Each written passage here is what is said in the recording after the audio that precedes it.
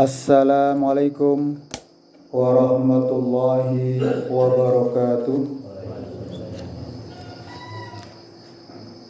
Alhamdulillah, nahmaduhu wa nasta'inuhu wa nastaghfiruh wa na'udzu billahi min sururi anfusina wa min sayyiati a'malina. May yahdihillahu fala mudhillalah wa may yudlilhu fala hadiyalah. Asyhadu an la ilaha illallah wahdahu la syarikalah wa asyhadu anna Muhammadan abduhu wa rasuluh la nabiyya wa la rasula ba'dah. Allahumma salli wa sallim wa barik ala Muhammad wa ala alihi wa ashabihi al-amjad. Fa ya ibadallah, usikum wa iyaya bitaqwallah. Ittaqullaha haqqa tuqatih wa la tamutunna illa wa antum muslimun. Jamaah salat subuh, tamu undangan Allah yang berbahagia, segala puji bagi Allah, Tuhan semesta alam, atas limpahan nikmat dan rahmat kepada seluruh umat manusia. Di antara nikmat itu adalah nikmat kesehatan. Betapa besar nikmat kesehatan itu sehingga tidak ada yang kita inginkan dalam keadaan sakit kecuali kesembuhan. Bahkan kita rela melakukan apa saja untuk mendapatkan kesehatan, termasuk upaya-upaya yang rasional hingga upaya-upaya yang tidak rasional atau irasional, sehingga kita harus hati-hati di dalam menyikapi ujian dan nikmat yang ada pada diri kita masing-masing. Mungkin saat sehat kita lupa akan kondisi tersebut, tapi ketika kita sakit baru akan merasakan. Sungguh sehat adalah nikmat yang kerap lupa disyukuri. Maka mudah-mudahan kita termasuk hambanya yang pandai bersyukur. La in syakartum la azidannakum wa la in kafartum inna adabi lasyadid. Bagi kita, bersyukur kepada Allah itu adalah menjadi kewajiban seorang hamba. Bukan karena Allah minta disembah, tetapi justru karena kita merasa butuh akan pengabdian kepada Allah Subhanahu wa Ta'ala. Ibadah-ibadah yang kita lakukan semata-mata untuk diri kita sendiri masing-masing, untuk mencari bekal yang terbaik, ahsanu amala, perbuatan yang terbaik ataupun amal yang terbaik. Salawat serta salam senantiasa kita curahkan kepada Rasulullah Muhammad sallallahu alaihi wasallam. Kepada beliaulah hendaknya kita istiqomah mengambil teladan, mengambil contoh. Laqad kana lakum fi rasulillahi uswatun hasanah. Telah nampak pada diri Kanjeng Nabi Muhammad SAW suatu contoh yang bisa kita ambil dari tingkah pola, dari akhlaknya, dari budi pekertinya, dari peragainya dalam aktivitas kehidupan. Karena dengan mencontoh kita akan selamat dalam kehidupan di dunia maupun kelak di akhirat nanti. Jamaah subuh yang dirahmati Allah, Al-Quran menjelaskan bahwa seseorang apabila dikelilingi oleh bahaya dan bencana, dengan kematian berada di depan mata, maka perasaannya dengan bulat akan menyerah kepada Allah semata. Sebagaimana penumpang kapal laut yang tiba-tiba diterpa badai dan hantaman ombak dari segala penjuru.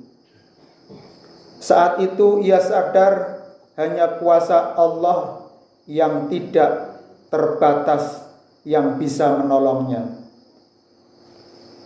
Kita mungkin tidak bisa membayangkan apa yang terjadi bila kita menghadapi bahaya. Apakah kita ingat sanak saudara kita, handetolan kita? Semua itu hanya fokus mencari pertolongan hanya kepada Allah. Karena mereka semuanya tidak mempunyai kekuatan, otoritas, kemampuan. Sekalipun kekuasaan ada di genggamannya, tapi ketika bahaya datang, kita sering melihat video amatir yang menggambarkan suatu peristiwa bencana ataupun bahaya yang tiba-tiba datang kepadanya. Pekikan-pekikan suara-suara takbir dan rintihan-rintihan yang mengiba kepada Sang Pencipta. Tidak mungkin dia akan bengok dengan sekuat-kuatnya minta tolong si A, si B. Itulah suatu refleks yang menggambarkan bahwa manusia sebenarnya adalah tidak ada apa-apanya, tidak mempunyai kekuatan dan kekuasaan apapun pada dirinya, kecuali atas izin dan ridho dari Allah Subhanahu wa Ta'ala. Maka kita simak firman Allah dalam surat Yunus, surat yang ke-10 ayat 22. A'udzu billahi minasyaitonir rajim. Bismillahirrahmanirrahim. Ja'atha rihun asifun wa ja'ahumul mauju min kulli makanin wa dhannu annahum ukhita bihim da'awullaha mukhlishina lahuddin la in anjaitana min hadhihi lanakunanna minasyakirin. Ja'at rihun asifun. Tiba-tiba datang badai dan gelombang menimpanya dari segenap penjuru. Waja'ahumul mauju min kulli makanin. Wa dhannu annahum ukhita bihim. Dan mereka mengira telah terkepung bahaya itu. Da'awullaha mukhlishina lahuddin. Maka mereka berdoa dengan tulus ikhlas kepada Allah Subhanahu wa Ta'ala. Seraya berkata, la in anjaitana min hadhihi lanakunanna minasyakirin. Sekiranya engkau menyelamatkan kami dari bahaya itu, pasti kami termasuk orang-orang yang bersyukur. Jamaah salat subuh rahimakumullah. Bencana atau ancaman bencana itu akan datang seketika. Dulu ketika terjadi gempa Jogja, ini adalah waktu seperti ini, setelah subuh dan saat yang nikmat untuk kita melanjutkan ke pembaringan. Dan Allah memberikan atau terjadinya gempa itu tidak sadar kita. Demikian juga tsunami terjadi di Aceh dan belahan dunia yang lain.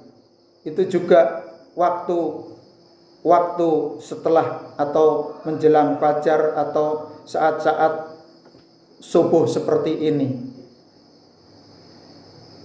Ini menunjukkan bahwa datangnya bahaya setiap saat akan mengancam kepada kita. Bahkan Indonesia sudah diketahui dari berbagai riset di semua dataran ataupun di bumi Indonesia ini ada ring fire atau suatu ring ataupun garis api yang ada di dalam perut bumi, yang itu menjadi potensi adanya pergerakan tanah. Ini semua aja menjadi suatu tanda bagi kita bahwa untuk senantiasa kita taqarrub kepada Allah, untuk senantiasa kita mendekatkan diri kepada Allah, agar kita terbebas, terhindar dari mara bahaya itu. Sekarang Indonesia sudah mempunyai lembaga atau badan yang menangani bencana. Apakah bisa menangani bencana dan mengantisipasinya? Itu hanya ikhtiar yang bisa kita lakukan supaya korban tidak banyak. Dan itu bersifat rasional. Kita menyiapkan atau kita mengantisipasi mitigasi bencana supaya kita tidak terkena.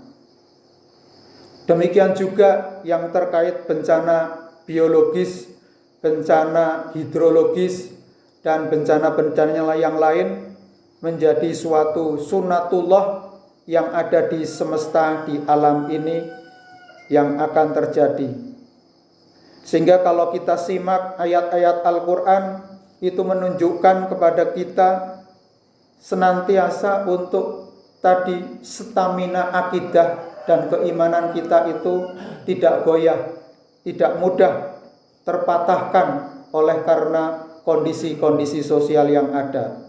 Justru sebaliknya, kita senantiasa mendekatkan diri kepada Allah.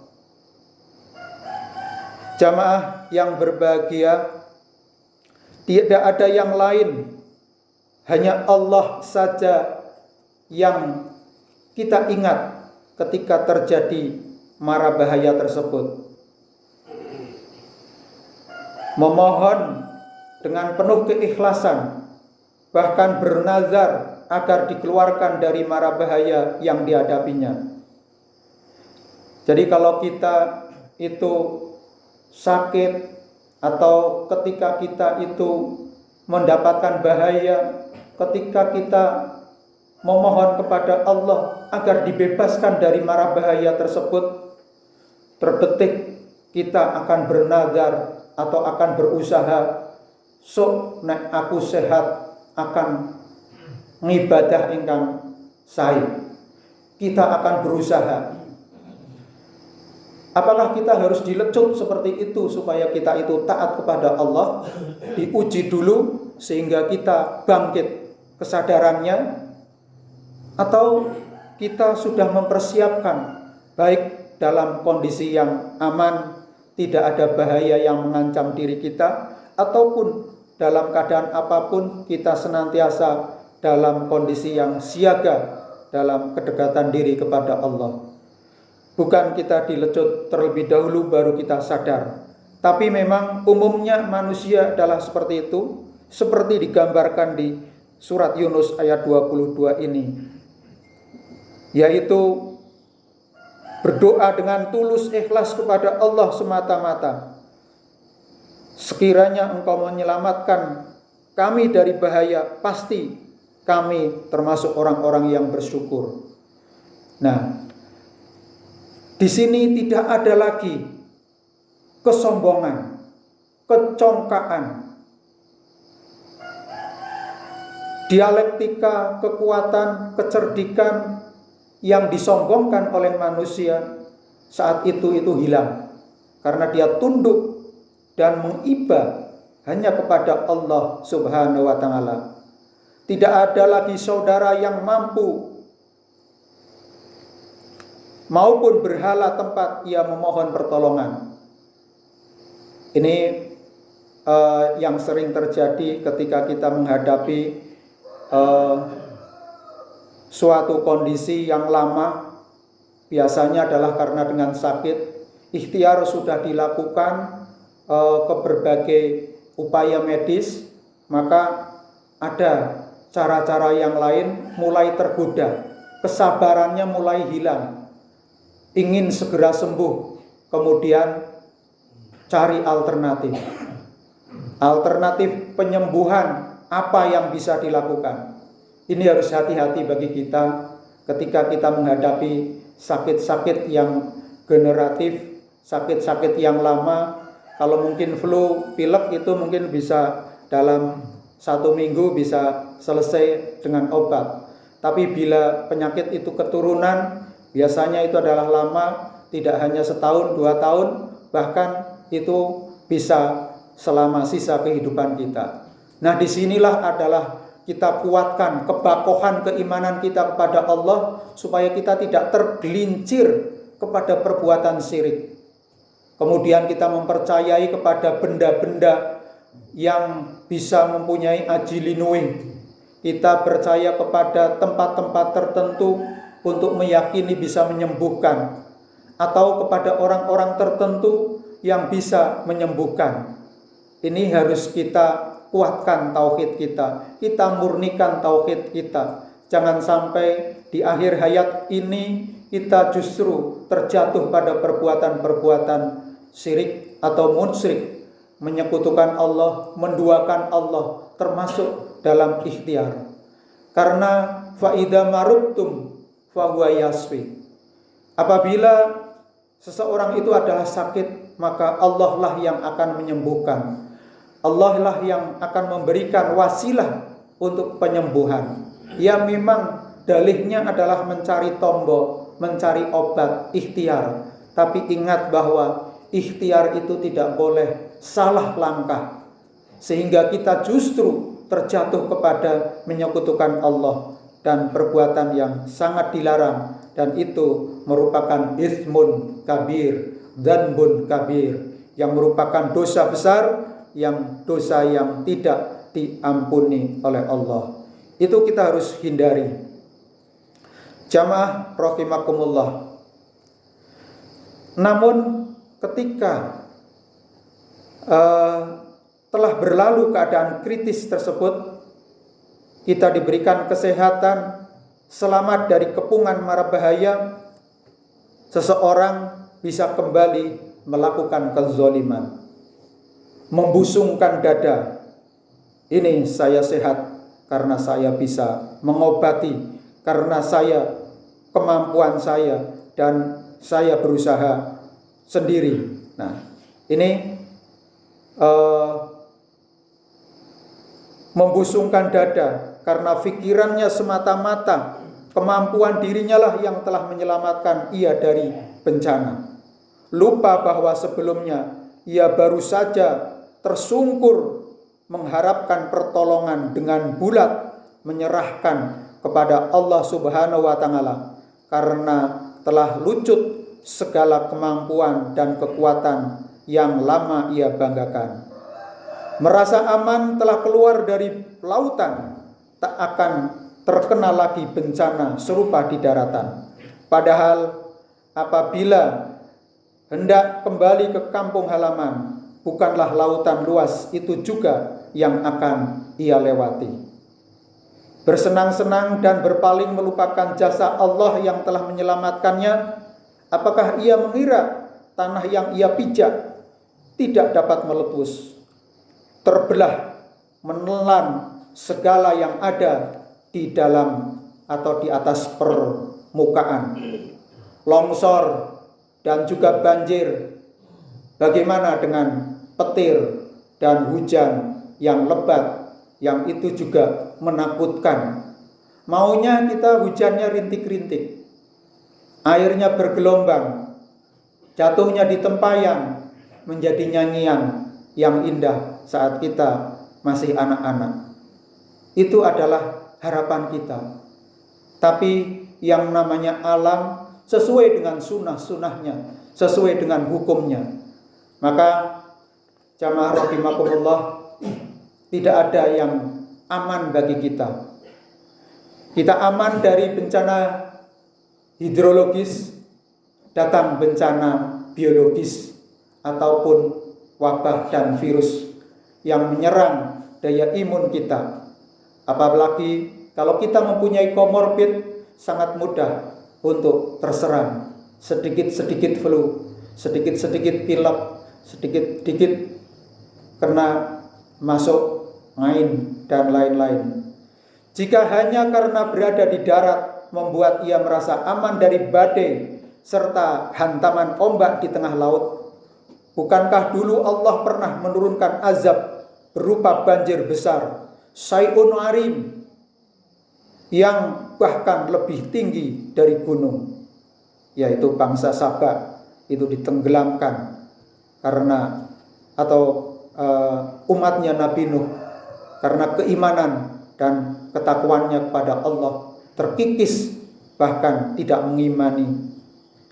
Maka didatangkanlah bencana yang besar supaya mereka sadar, supaya mereka kembali kepada jalan yang benar. Jika berada dalam rumah yang kuat, sekokoh gunung, membuat ia merasa congkak dari ancaman apapun yang dia dan nenek moyangnya pernah alami. Ya, sekarang teknologi kebencanaan seperti di Jepang, semua bangunan itu tahan gempuran gempa. Tapi tidak cukup bahwa apa yang didaya upayakan manusia lebih kuat dari apa yang Allah berikan. Bukankah Allah dulu pernah menurunkan azab berupa petir diiringi suara yang amat keras hingga mereka mati bergelimpangan di rumahnya, seolah-olah mereka belum pernah tinggal di rumah ini.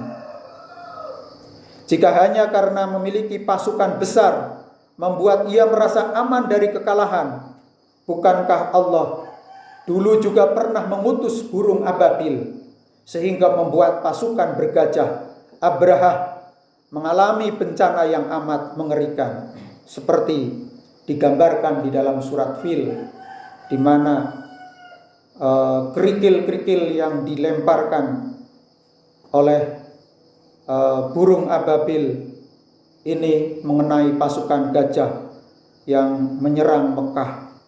Mereka seperti daun yang dilalap oleh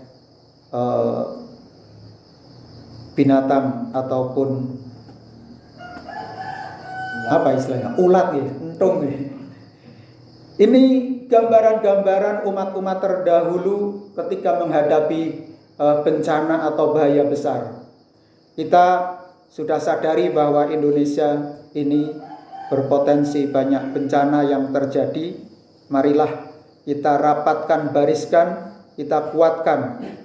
Rasulullah SAW bersabda bahwa surga dan neraka itu amat dekat sekali, lebih dekat dari tali sandal yang kita pakai. Hadatsani Musa bin Mas'udin hadatsana Sufyanu an Mansurin wa A'mashi an Abi Wa'il an Abdillah radhiyallahu anhu qala Nabi sallallahu alaihi wasallam al jannatu aqrabu ila ahadikum min siraki na'lihi wan naru mithlu dalika. Sahih Bukhari. Yang artinya dari Abu Wa'il dan Abdullah radhiyallahu anhu menuturkan Nabi sallallahu alaihi wasallam bersabda, surga itu lebih dekat kepada salah seorang dari kalian daripada tali sandalnya. Neraka juga seperti itu. Hadis riwayat Bukhari. Jamaah yang berbahagia, lebih dekat dari tali sandal berarti jalan menuju surga dan neraka telah jelas dan mudah.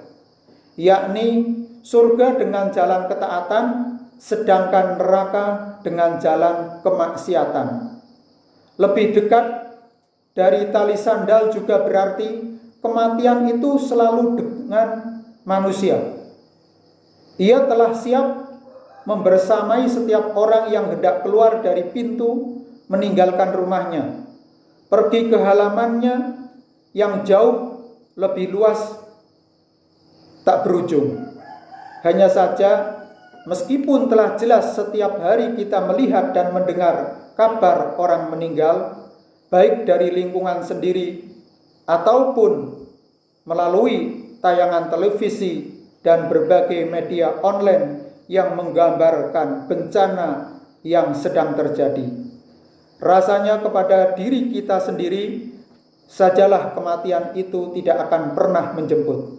Padahal kita tahu bahwa bermiliar-miliar orang telah dan sedang hidup. Tak ada satupun dari mereka yang kekal abadi. Jamaah rahimakumullah, sebagaimana sembuh badan dari sakitnya, segar setelah haus, dan subur setelah tandus, hendaklah kita tidak lupa berterima kasih dan insaf bahwa segala pertolongan dan ampunan datang karena kehendak Allah Subhanahu wa Ta'ala. Semoga kita bisa menyiapkan segala bentuk bencana yang akan terjadi, baik dekat maupun jauh, kita siapkan dengan ahsanu amala, dengan amal-amal kita yang terbaik. Semoga kita termasuk golongan orang-orang yang beruntung di dunia dan selamat di akhirat. Kurang lebihnya mohon maaf. Wassalamualaikum warahmatullahi wabarakatuh.